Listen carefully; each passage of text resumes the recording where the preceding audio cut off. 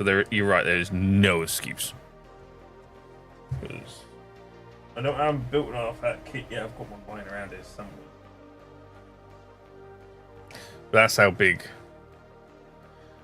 the assemble is compared to, let's just say, a Chaos Terminator.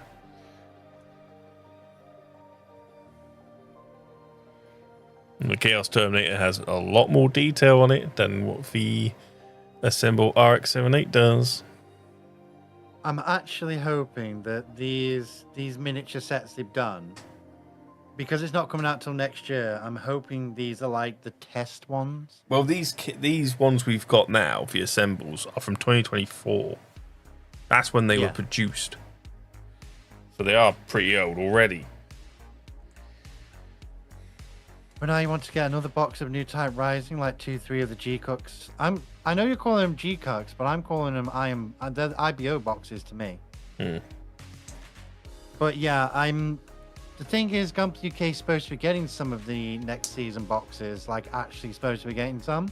Yeah. So because they're going on hold first, they're not pre-ordering them. I'm guaranteeing that I'm going to have 2 to 3 boxes of that. Absolutely. I might actually make it so they're redeemable. Maybe.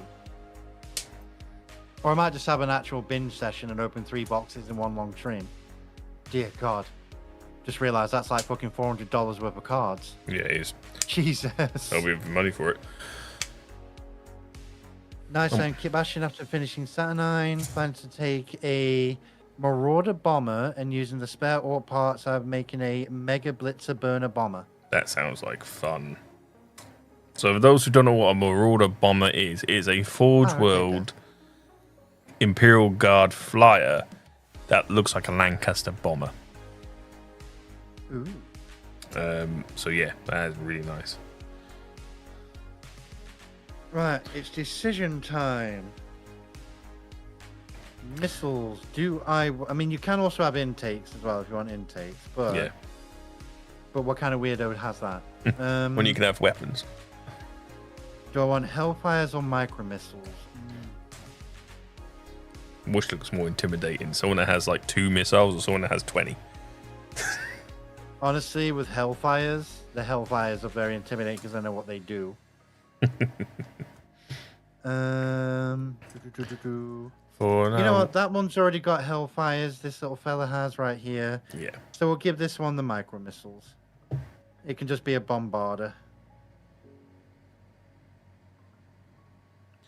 That, and I did see the 3rd episode of Kill Lupercal. All right. And I'll say this. Titans Hellfires are very different from the Hellfires these things are carrying. Yeah. And I know which missiles they are, because I remember that in Space Marine 2, the first mission, you slam a Titan's Hellfire missile onto the back of a train. Yeah, you do. And then send the train into the Citadel.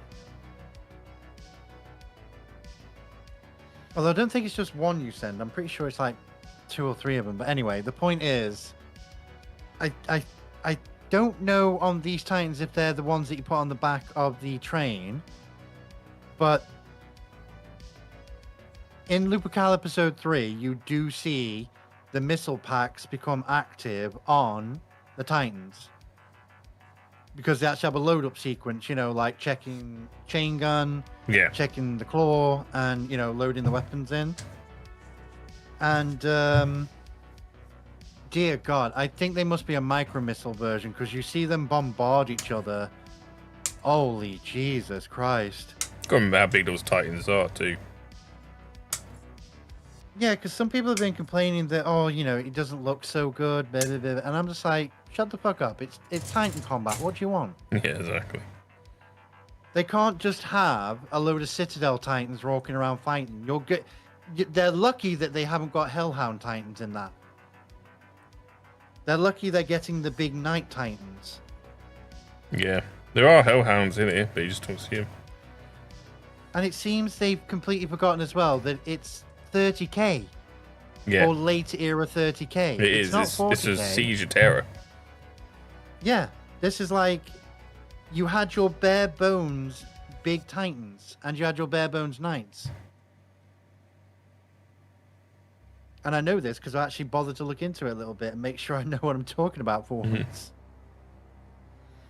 But yeah, Kill the Racal is really enjoyable. Yeah. I can't wait for the second half of it because I believe there's going to be 6 episodes. So there's been 3 so far. And it already tugs on the feels. I don't want to give spoilers because I don't think even Mek's watched it yet. I haven't watched the third one yet, no. It'll tug at your feels a little bit.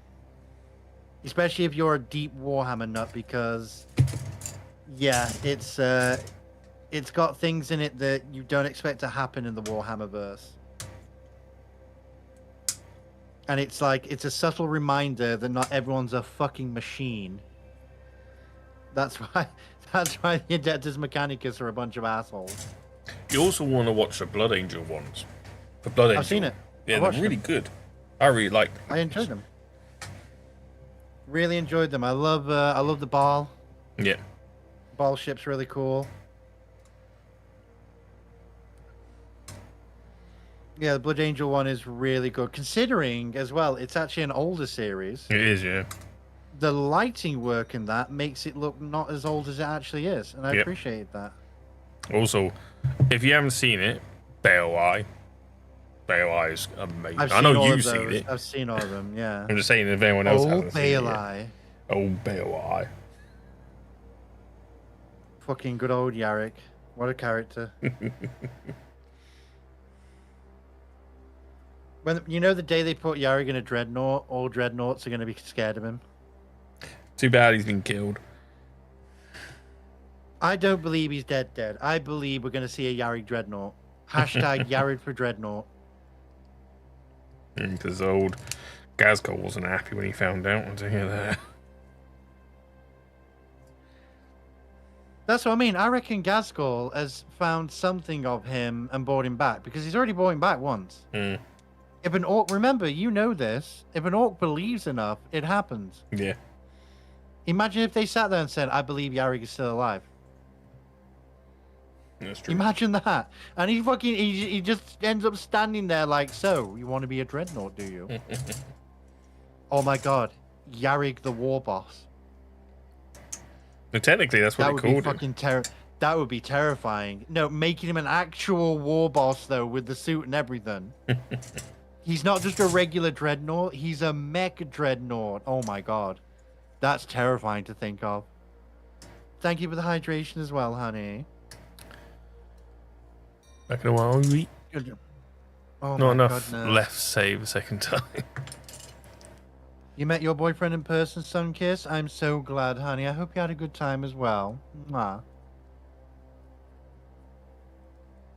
Oh, they brought droppings. You're all gremlins. Hello, Zach Cruggs. Sorry I didn't say hi earlier. Me and Mekh get into these stinges, and we just have a lovely banter. I hope you all feel part of it.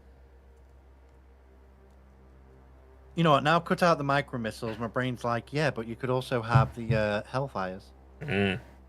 I need to make a decision. Oh,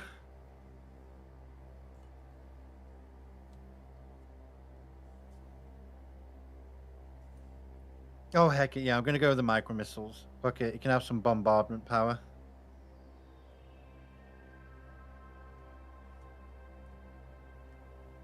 Let's do this.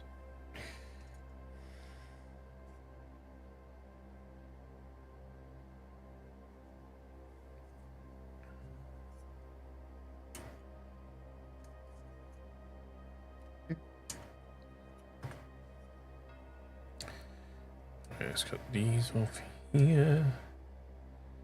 I probably won't get this done tonight, but it's so close. I might just do it off camera.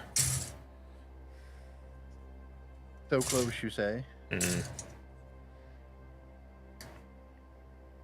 So I've almost done its legs. All I need to do is waist and backpack, and it's done. I will admit as well, it's actually really nice to just build Warhammer here and there. It really is. And I'm very grateful to you all as a community. Because literally 95% of my Warhammer collection is because you all wanted me to build Warhammer as well. And that is something I believe that should be recognized as very special. It's very special to me indeed. I want to pre-order a new Gundam set's coming, but it's only local pickup at shop in Wisconsin. Oh, I'll just be there. I'm excited to get for next Kill Team box of Primaris Death Watch veterans. I made my own Primaris Death Watch veterans. Again, I kit bashed. I brought a box of Death Watch and a box of Primaris Tactical, and I just mixed and matched. Well, as I say as well, Despina, I'll have a chat with Stephen. I'll probably call him tomorrow, knowing me. Tomorrow, Wednesday.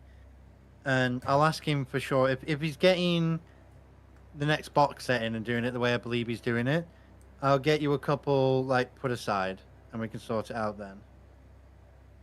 So just save your pennies to the side at the minute.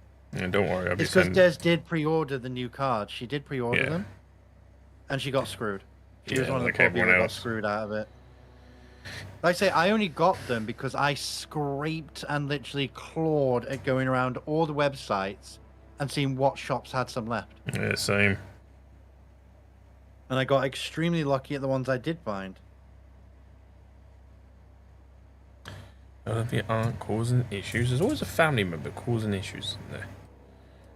There is. There always is, darling.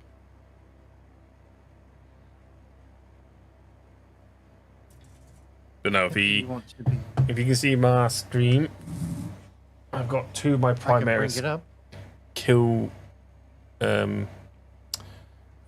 team here from a Death Watch. So I've got a Blood Ravens Primaris Sergeant or Lieutenant with a stolen Ultramarine sword, and a Primaris Salamander with heavy flamer there. They're painted and done. But I have a whole squad down there. A mixture of Ultramarines, Flesh Tearers, you name it, I've got it, really. So I really wanted to mix and match. So there's my Flesh Tearer shotgunner. Yeah, you never catch Mekh sleeping Ultramarine Scout kit. Yep. There we go. It's been absolutely one of my yeah, it's always family. Like I say, Mekh says, it's always family stuff. There's my black. Although I had a bit of a kick in the teeth as well myself the other day. Yeah. My sister from my mother's side got married over the weekend. No one told me till I saw the photos on Facebook. Yeah, sounds about right for your family, though. It does, doesn't it? I'm not blaming my mother for it, but yeah, it did kind of hurt my feelings because I know me and my sister are a bit more estranged currently because we've gone our own separate ways in life. But I was hoping that me having the heart surgery a couple years back and things like that would rekindle a little bit, but no. I think that's finally put the nail in the coffin for me to say, technically, I don't have a sister. Because it felt really horrible to look at the photos and be like, wow. I don't mean to bring the mood of the room down. That's just me having a personal vent. I've already got over it. I just wanted to point out and say, I don't have a perfect family. I really don't. It's like my sister-in-law. She decided she doesn't want to stay over at her parents anymore because of the dogs keep her awake. So she gets in there and B&B instead. What, paid for by the family? Nope, she pays for it. She's got her own blood. She earns enough. I thought she was like fucking, getting paid for by the family because the dog's bug. No. She earns enough. She works for Rockstar.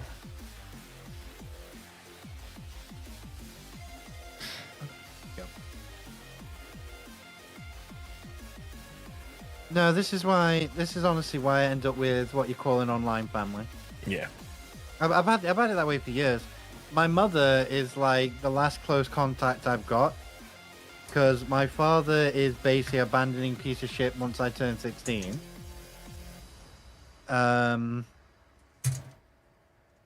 Which caused me to be estranged with my other sister from my father's side, which is a shame. But yeah, me and my main sister, well, supposed to be my main sister, the one I spent most of my life growing up with and looking out for, yeah.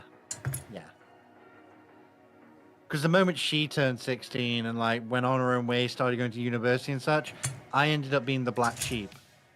I was the one who did service. I'm the one who did the shitty jobs. I skated through life dealing with my problems, which I've discussed before, and I'm not discussing them again. And because it's only in recent years I've come out as like a better person. I really have. I talked about this on the VR chat stream yesterday, and yeah, it's like I'm still being punished by family members like that. But then again, I don't have to call them family members. No, you don't. No, you do not. But it was just one of those things that caught me off guard. Like, you didn't even... Because I have a partner that is very loving and very sweet. And it's the fact that we didn't even have an invitation in the fucking mail or anything.